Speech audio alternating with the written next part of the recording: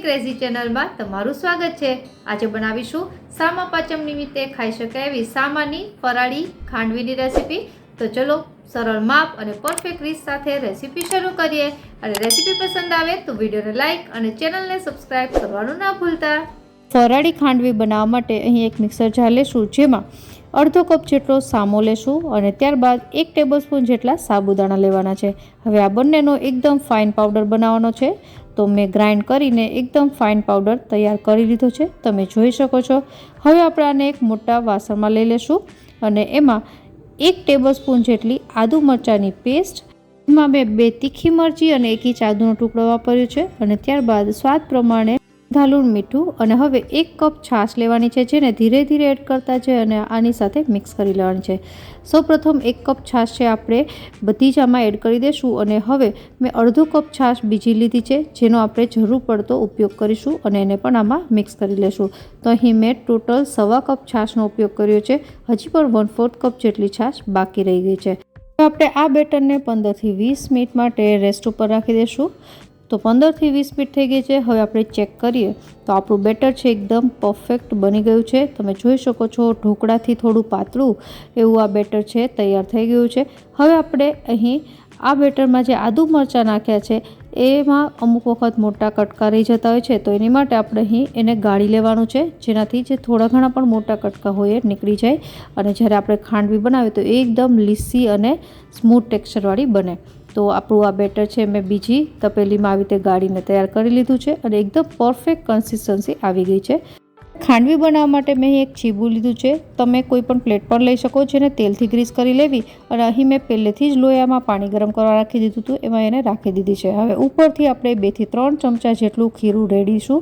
અહીં ખીરું એકદમ પતલું થાય એ રીતે રેડવાનું છે, એટલે કે આપણી જે ખાંડવી પતલી રહેવી જોઈએ, તો ખીરું છે ઓછું રેડવાનું।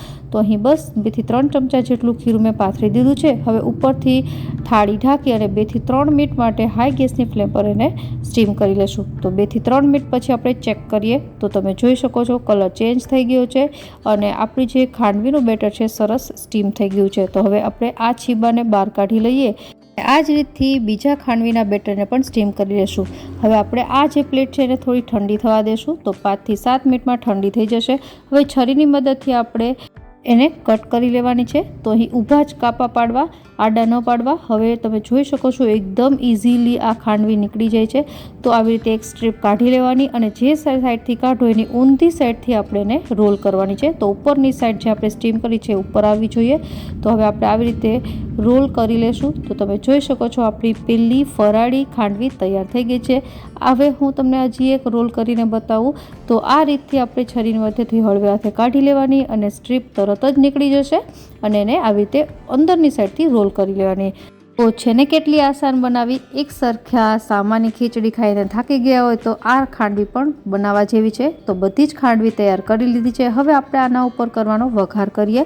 તો અહીં એક પેન લીધું છે, જેમાં 1 ટેબલસ્પૂન જેટલું તેલ ગરમ કરીશું। તેલ ગરમ થાય એટલે 1/2 ટીસ્પૂન જેટલું જીરું, ત્યારબાદ 1 તીખું મરચું અને 1 ટીસ્પૂન જેટલા સફેદ તલ।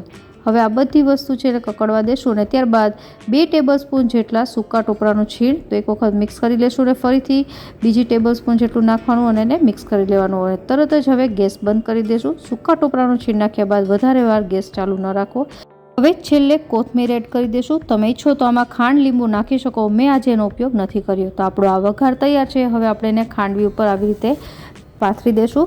તો છે ને કેટલી આસાન બનાવી અને દેખાવમાં એકદમ સુંદર પણ લાગે છે અને ટેસ્ટમાં પણ એટલી જ સરસ બની છે। તો આશા રાખું કે આ સામા પાંચમ ઉપર તમને પણ આ રેસીપી છે જરૂરથી ગમી હશે અને રેસીપી પસંદ આવી હોય તો કોમેન્ટ બોક્સમાં તમારો અભિપ્રાય જરૂરથી બતાવજો। ફરી મળીએ નવી રેસીપી સાથે, ત્યાં સુધી બાય બાય।